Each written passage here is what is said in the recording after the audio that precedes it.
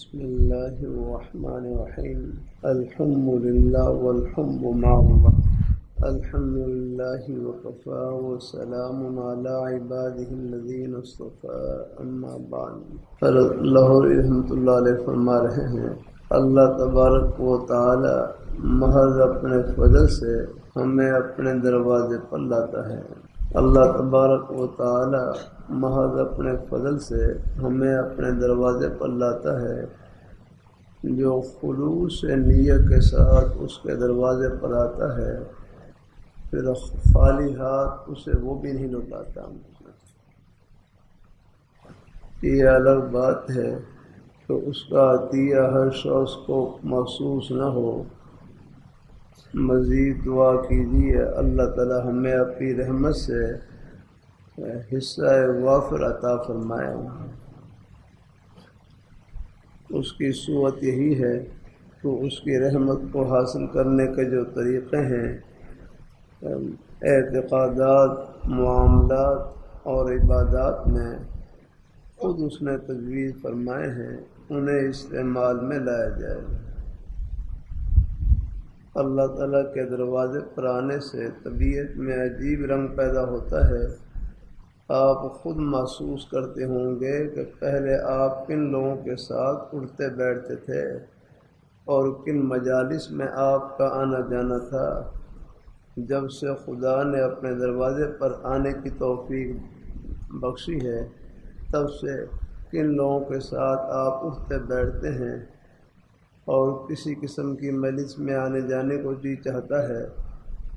جب آپ خود غافل تھے تو غافل دنیا داروں کی محفلوں میں آنے جانے کو پسند کرتے تھے، مگر اب جب کہ آپ خود ذاکر ہیں، ذاکروں کو ہی صحبت اور ہم نشینی کو باعث عزت اور نجات خیال کرتے ہیں۔ میرا اپنا یہی حال ہے اور یہی جی چاہتا ہے جب تک زندہ ہوں اللہ تعالیٰ کے ذکر کرنے والوں کے جتھے کے ساتھ رہوں، اور اللہ تعالیٰ اسی حالت میں اس دنیا سے جانے کی توفیق دے۔ رسول اللہ صلی اللہ علیہ وسلم نے فرمایا ہے، آدمی کو جس کے ساتھ محبت ہوگی قیامت کے دن اسی کے ساتھ اٹھایا جائے گا۔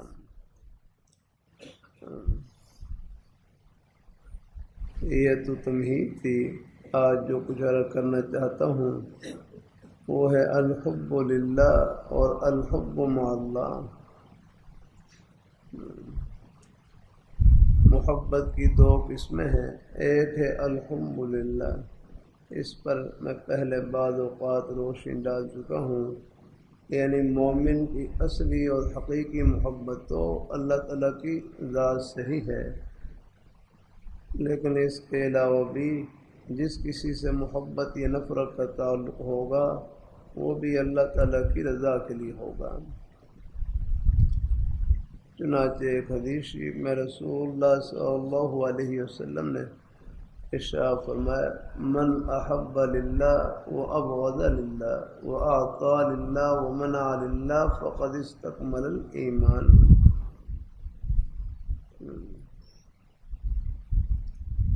کہ جو محبت کرے اللہ کے واسطے، بغض رکھے اللہ کے واسطے، دے تو اللہ کے واسطے اور نہ دے تو اللہ کے واسطے، اس نے اپنا ایمان کامل کر لیا۔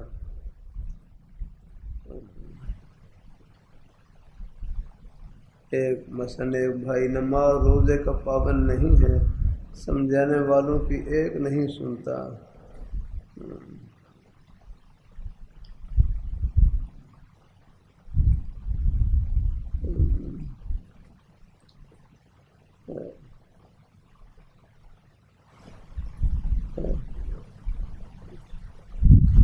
ایک شخص کی طبیعت اس کو پسند نہیں کرتی، لیکن السلام علیکم پھر بھی کہتا ہے، کیونکہ اس سے کوئی ذاتی رنجش تو ہے نہیں، وہ آج سدھر جائے تو اس سے تعلقات بڑھانے کو تیار ہے۔ یہ الحب للہ والبغض للہ کے تحت میں آئے گا۔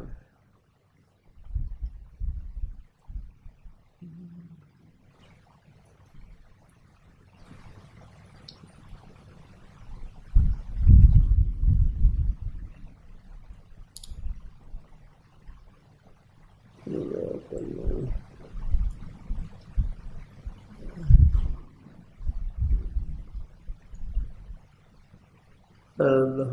اللہ علیہ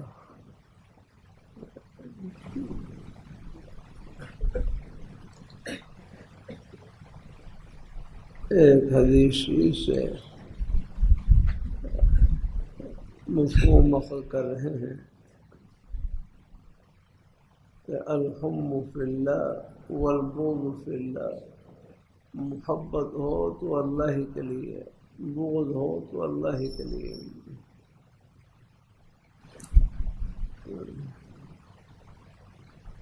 جیسا کہ حدیث شریف میں ہے من احب للہ وابغض للہ واعطى للہ ومنع للہ فقد استکمل ایمان، کہ جو آدمی کسی سے محبت کرے اللہ ہی کے لیے، محبت للہ وہ ہوتی ہے، محبت للہ وہ ہوتی ہے جو محض اللہ تعالیٰ کی رضا کے لیے ہو، جس میں اللہ تعالیٰ کی رضا اور خوشنودی مقصود ہو۔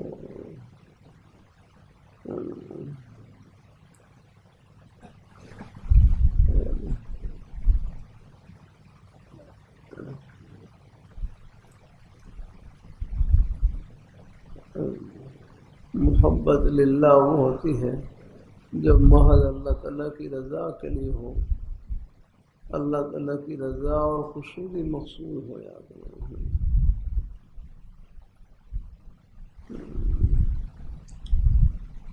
اور بغض بھی اللہ ہی کے لیے ہو، اللہ ہی کے لیے، اللہ تعالیٰ کے دین کے دشمن ہیں ان سے بغض رکھنا، یہ بھی ایمان کی نشانی ہے، ایمان کی تکمیل کی نشانی میں سے ہے۔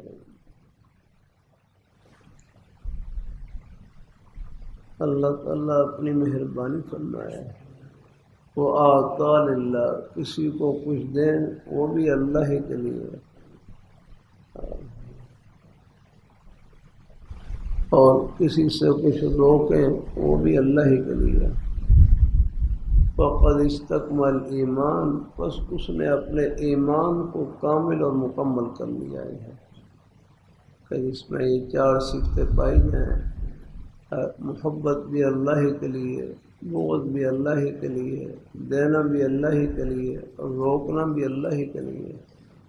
فقد استکمل ایمان، اس نے اپنے ایمان کو کامل اور مکمل کر لیا ہے۔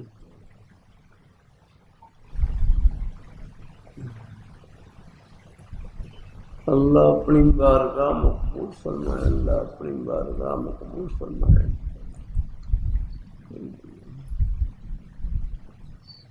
کرتا رہتا ہوں اللہ تعالیٰ کی توفیق سے اللہ تعالیٰ جنت میں جو اللہ تعالیٰ خالص محبت عطا فرمائیں گے، جنت میں اللہ تعالیٰ جو خالص محبت عطا فرمائیں گے، اس کی نظیر اور اس کی جھلک دنیا میں یہ محبتیں ہیں جو محض اللہ کے لیے ہیں۔ اللہ تعالیٰ جنت میں جو اللہ تعالیٰ خالص محبت عطا فرمائیں گے، اس کی نظیر، اس کی جھلک اور اس کی مثال دنیا میں یہ محبتیں ہیں جو محض اللہ ہی کے لیے ہیں۔ یہ لازوال محبت ہے، نہ ختم ہونے والی محبت ہے اپنا۔ یہ دنیا میں بھی ساتھ، قبر میں بھی ساتھ، حشر میں بھی ساتھ، اور جنت کے لیے ہمیں جنت میں ہمیشہ کے لیے ساتھ کر دے گی، سب کو یاد رکھیں گے۔ نہ ختم ہونے والی محبت ہے نا۔ اللہ تعالیٰ اپنی مہربانی فرمائے، اللہ اپنی بارگاہ مقبول فرمائے نا۔ اللہ رحمۃ اللہ علیہ فرمائے لگے، ہمارے جو نسبی رشتے ہیں، خاندانی رشتے ہیں، ان کے مضبوط ہونے کا دار و مدار دین کے رشتے کے مضبوط ہونے پر ہے۔ ہمارے جو نسبی رشتے ہیں، خاندانی رشتے ہیں، آگے باپ کا اپنی اولاد کے ساتھ، اپنے اقربا رشتہ داروں کے ساتھ، والدہ کا اپنی اولاد کے ساتھ، یہ سب نسبی رشتے، خاندانی رشتے، ان کے مضبوط ہونے کا دار و مدار دین کے رشتے کے مضبوط ہونے پر ہے۔ دین زندگیوں میں ہوگا، یہ رشتے جس طرح دنیا میں ساتھ ہیں اللہ تعالیٰ آخرت میں بھی ساتھ کر دیں گے۔ آپ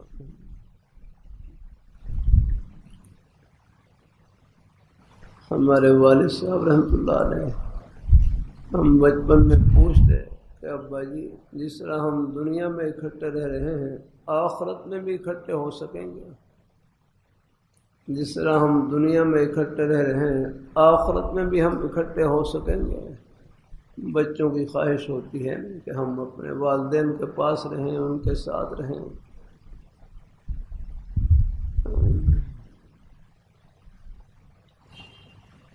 اللہ اپنی مہربانی فرمائے۔ اللہ تعالیٰ اور والد صاحب سے سوال کیا، وہ قرآن پاک کے بڑے پکے حافظ تھے، ساری زندگی پڑھنے میں گزری۔ والد صاحب قرآن پاک کی 27ویں پارے کی آیت پڑھ کر سناتے کہ والذین آمنوا واتبعتهم ذریتهم بإیمان الحقنا بهم ذریتهم، کہ وہ لوگ جو ایمان لائے، وہ لوگ جو ایمان لائے،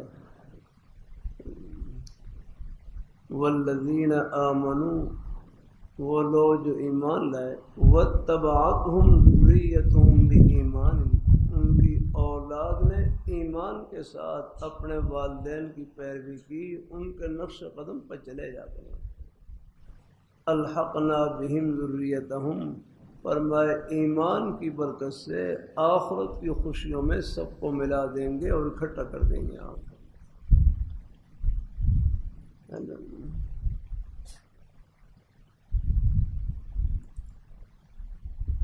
حضرت علامہ شبیر احمد عثمانی رحمۃ اللہ علیہ، بلکہ حضرت مولانا ادریس کاندھی رحمۃ اللہ علیہ جامع شفیہ میں شیخ الحدیث رہے، دارالعلوم دیوبند میں پہلے استاد رہے، پھر یہاں خیر عمر میں جامع شفیہ میں یہاں پر شیخ الحدیث رہے۔ ایک جن کی معروف ہے تفسیر ہے معرف القرآن، معرف القرآن۔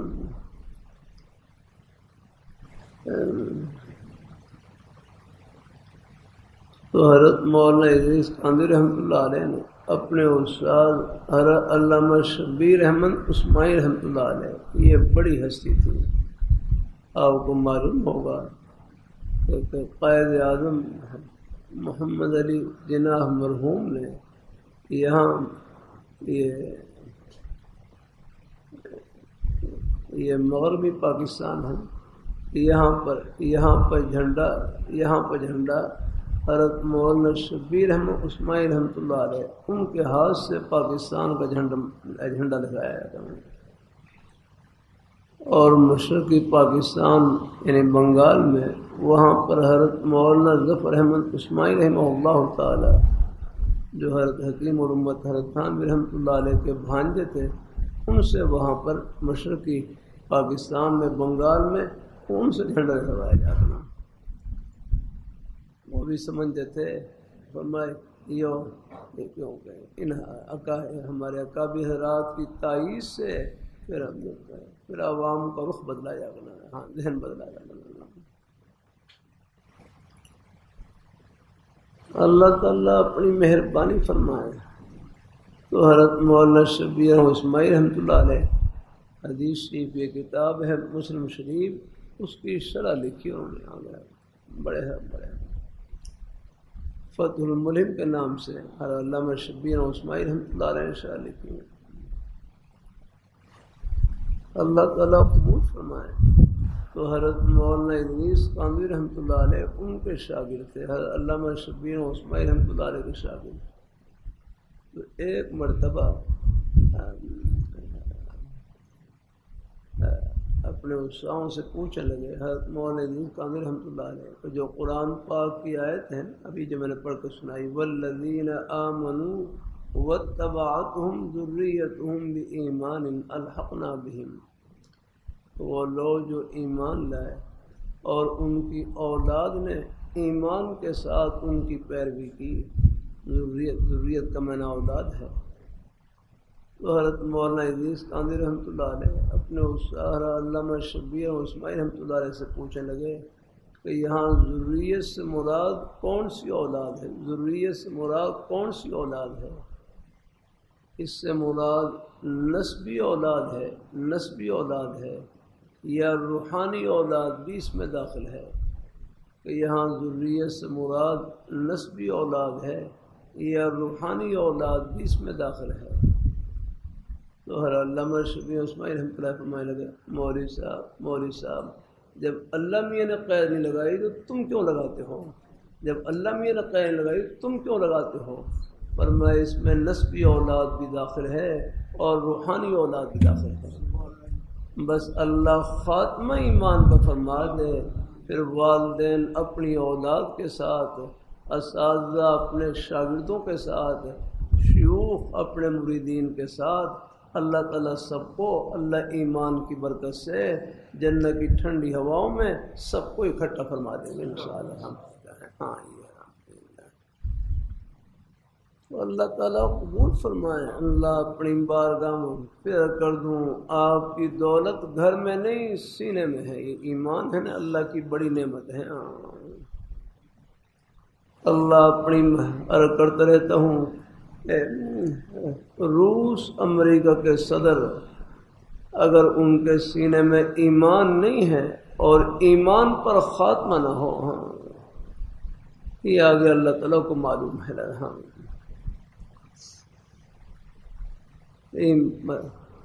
اللہ تعالیٰ اپنی مہربانی بعد ہمارے بھائی یعنی دعوت اسلام کا کام کرتے ہیں، دعوت اسلام کا کام کرتے ہیں، ان سے بھی عرض کرتا رہتا ہوں۔ بلکہ میں نے سنایا تھا پہلے ایک واقعہ سنایا تھا جرمن میں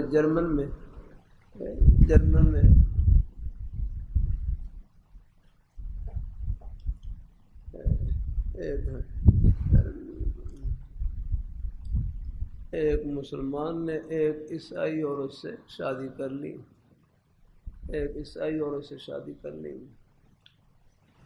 پھر ان سے اولاد ہوئی۔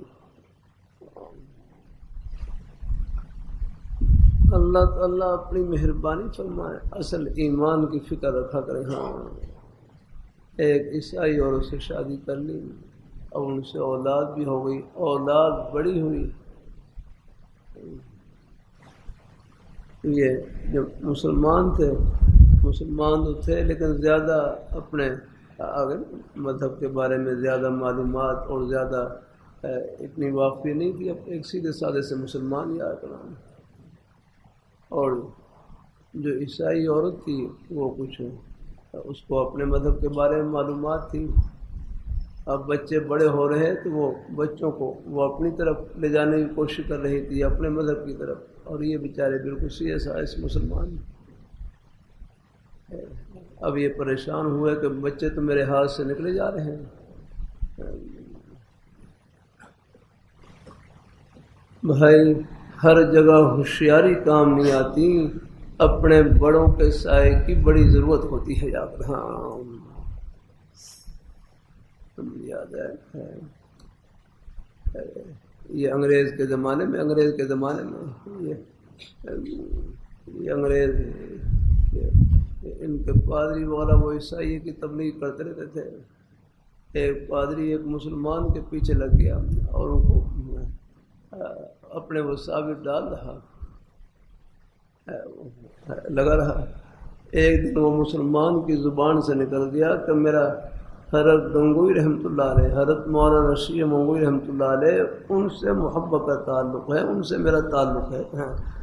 اور اتنا کہا وہ پادری پیچھے چھوڑ کے بھاگ گیا، فرمایا یہ ہمارے قبر آنے والا نہیں یاد رہا۔ بھائی اللہ تعالیٰ اپنی مہربانی فرمائے۔ یہ قادیانی ہے نا، قادیانی ان کا ایک بار یہ ہوتا ہے مولوی سے نہ ملنا، مولویوں سے نہ ملنا، ان کی گردن پکڑتے ہیں اللہ تعالیٰ اپنے۔ ہاں میں مدینہ منورہ میں تھا، وہاں پر ایک گھر میں ایک بھائی نے ہمارے بلکہ ڈاکٹر الیاس فیصل صاحب کے بیٹے ہیں مولانا احمد صاحب، انہوں نے صبح کا ناشتے پہ دعوت دے رکھی۔ ناشتے میں وہاں پر حضرت مفتی سید سلمان منصور پوری صاحب دامت برکاتہ اللہ علیہ اور حضرت شیخ الاسلام حضرت مولانا سید حسین مدی رحمۃ اللہ علیہ کے نواسے وہ بھی تھے۔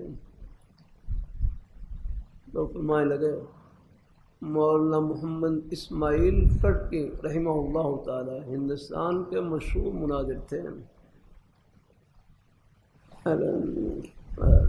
ان کا ایک ملفوظ سنا ہے، میں نے بھی ان کی زیارت کی ہے، مرسا سولتے میں تشریف لائے، تو خروفات پا چکے ہیں۔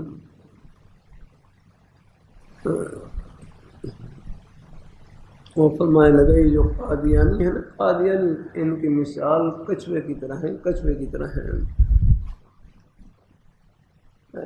آپ نے دیکھا ہو کچھوا جہاں کوئی سنگ باری کرنے والا ہو، روڑا پتھر مارنے والا ہو تو وہ اپنا منہ اندر کر لیتا ہے، اپنا منہ اندر کر لیتا ہے، اور جہاں کوئی سنگ باری روڑا پتھر مارنے والا نہ ہو تو وہ اپنا منہ باہر نکال لیتا ہے۔ ہماری قادیانیوں کی مثال بھی ایسی ہے کہ جہاں کوئی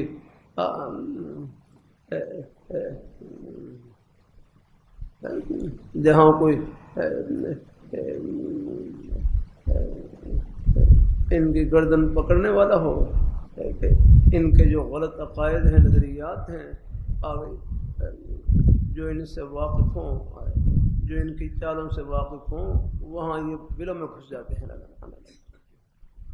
ہاں جہاں سامنے کوئی نہ ہو تو پھر یہ باہر نکل آتے ہیں، اور سادہ لوگ مسلمان ہے وہ ان کے ایمان پر حملہ کرتے ہیں۔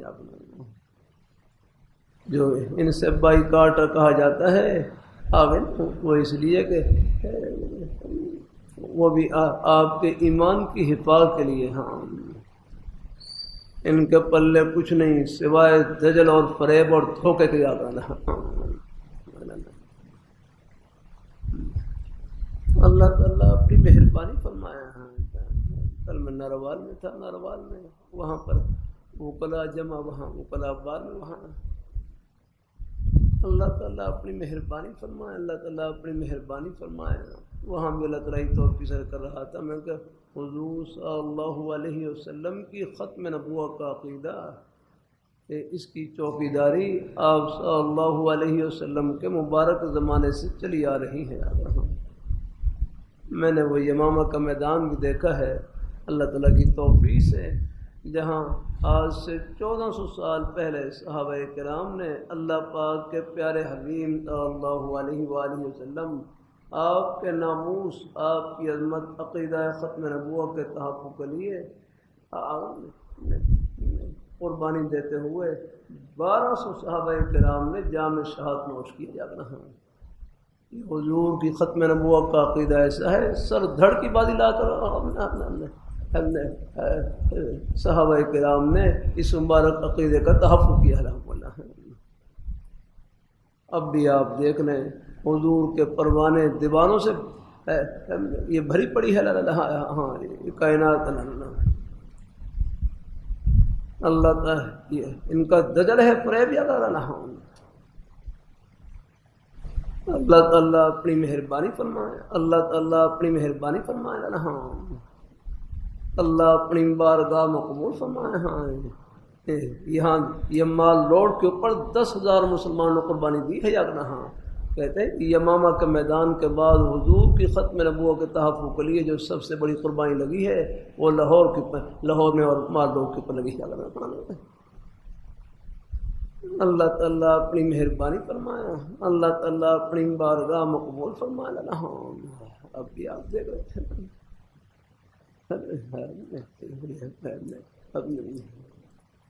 یہ عدالت نے فیصلے میں غلطی کی اگر نہ ہاں سب یار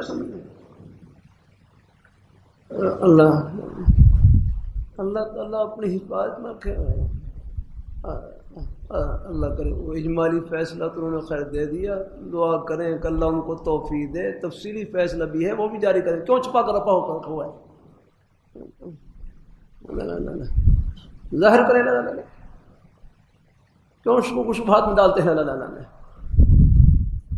اللہ تعالیٰ اپنی مہربانی فرمائے. اللہ اپنی یہ ملک حضور کے نام پر بنا ہے, حضور کے نام پر بنا ہے, کلمے کے نام پر بنا ہے. تمہاری شاخر جو نہیں بنایا اللہ تعالیٰ. ہاں یہ جو قربانی دی ہے یہ اللہ پاک کے پیارے نام پر دی ہے. پاکستان کا مطلب کیا؟ لا الہ الا اللہ محمد رسول اللہ. اس پر اس کلمے کی بنیاد پر یہ ملک بنا ہے. اللہ اس ملک کی روح میں خون لگا ہے. اللہ